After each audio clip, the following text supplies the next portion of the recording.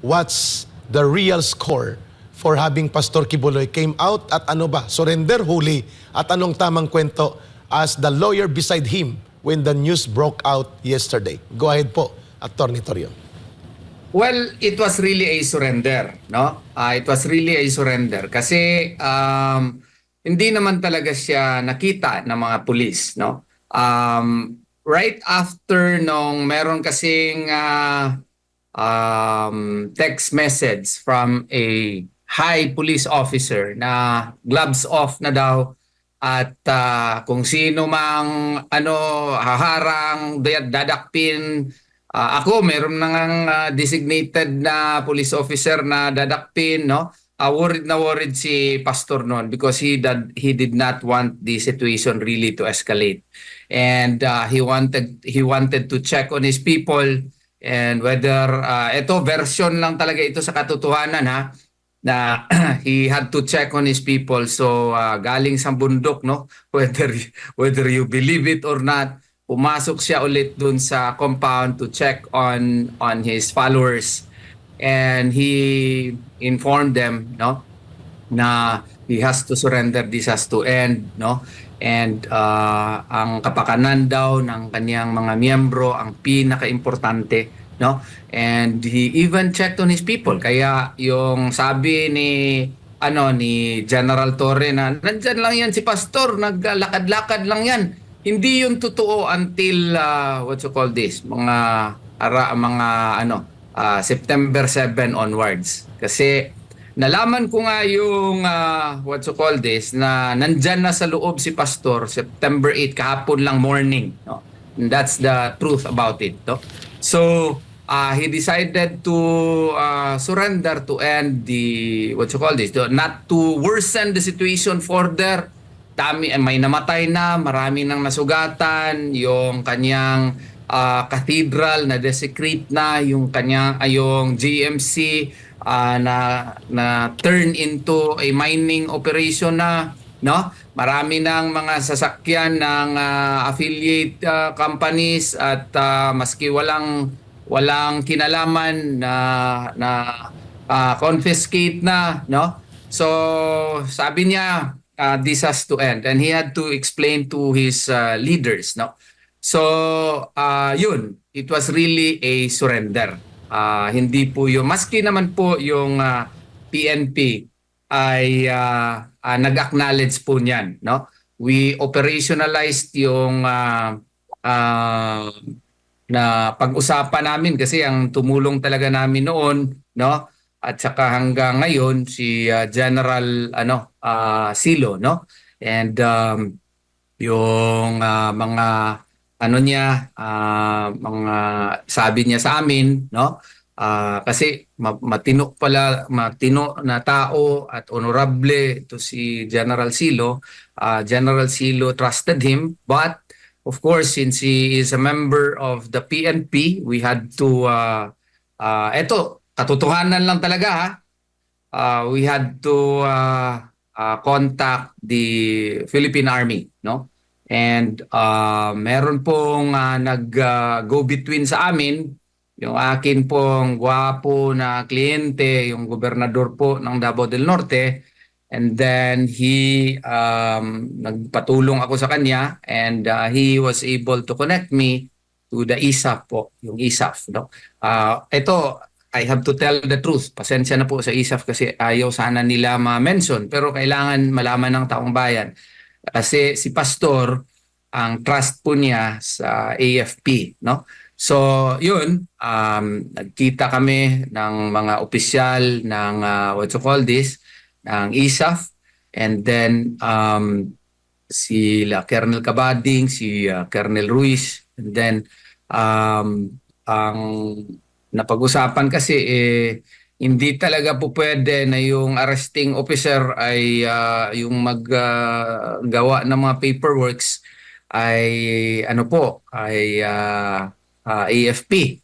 So we had to contact yesterday, si Colonel Ruiz had to contact General Macapas po. And then General Macapas had to coordinate with with the higher ups, no? and General Francisco, no? And then meron pa siya mga tinawagan po. So yun na po ang nangyari. We had to wait for the yung eroplano C-130 from Manila kasi tinawagan ni Colonel Ruiz yung what you call this, yung eroplano, yung kanyang boss po, at who was also a very good man, no, or who is a very good man, at nakarating po dito. Alam ko ayaw nila sabihin ito pero pasensya na po. Kailangan sabihin kaya para malaman ng taong bayan yung katotohanan. And then yun na, pumasok na kami sa loob at nag-usap si General Macapas and Colonel Ruiz dun sa loob together with me kay Pastor, at umalis kami sa compound at sumakay ng C-130 at papunta po sa Camp Crame. Ang isang usapan sana ay ayaw na namin ng away. Gusto lang namin media blackout sana kay para malagay sana in proper perspective. But then again, nag-request si General Macapas for just one picture para ma-submit naman sa kanyang higher ups, no? And nagpa-unlock po kami doon sa nasa eroplano na kami before mag-take off, no? Isang picture lang. So pinadala ni General Macapas sa kanyang head po, no? So si General Marbil ata yun kasi parang nandun ata sa United Arab Emirates. So pinadala. So while while we were about to take off, nakapagkatabi kasi kami ni Pastor, nakapag-usap kami, and yun nga, sinabi niya, hindi ko na talaga matiis yung kanyang mga miyembro sa kanilang mga sufferings, and he did not want the lawless violence to expand further. And he wanted to end it, and he wanted to do the ultimate sacrifice. So after September 7, no, I don't know how he did it. Pumasok siya doon, and then he met his he met his leaders, no. So as to how he did it, hindi na ako nagtanong po kasi hindi kami makipag-usap masyado kay nasa gilid ko si General Macapas, no. Sunod kasi kami naka sit down po doon sa malaking C-130. First time ko po sakay ng C-130. So yun, ang buong katotohanan po ay hindi po siya naaresto. Ilang beses na po bumabalik-balik sa Senate investigation. Na-emphasize ko nga na ang paborito na i-inspect na since day one, noong August 24, 25, 26, 27, 28, yung Bible School, no? At saka yung SMNI Studio, yung JMC, at saka yung Cathedral. Pero hindi talaga nila nakita si Pastor. So, nung pagbalik niya, nung September 7, doon kami sa likod, no? Nagkita po ni Pastor. Yun po ang buong katotohanan po. Attorney, last follow-up para makapag-interact po sa inyo, si Brother Admar at si Brother Franco. So hindi totoo na nagtago si Pastor sa bunker at tunnel, at hindi totoo na gumawa ng tunnel at bunker the way it is now being presented nila, na tama daw na nagkalkal, nagbungkal, gumawa ng illegal na pagkubkob at illegal na mga gawain at naging miniro ang mga pulis. And huling bahagi ng tanong ko na yon ay hindi alam ni Nick Torre all along na nandun na si Pastor sa loob, na nagkakaroon na ng proseso ng surrender, and up to the final moment na siya po ay nasa custody na ng authority ng AFP at PNP, Nick Torre and Abalos were out of the picture all along. Tama po ba ang aming kuha? Ayun po ang katotohanan, no? Kasi kung sasabihin niya na ang totoo talaga, maski nga nung nag-uusap na kami ng ISAP at saka ni General Macapas, no? initially hindi pa po niya alam. Nung na-set na, of course, si General Macapas had to call him, no? So, kasi siya yung, doon pa lang niya nalaman. Pero, even during that time, maski si General Macapas, hindi alam mismo kung saan talaga doon, no? Until we get inside.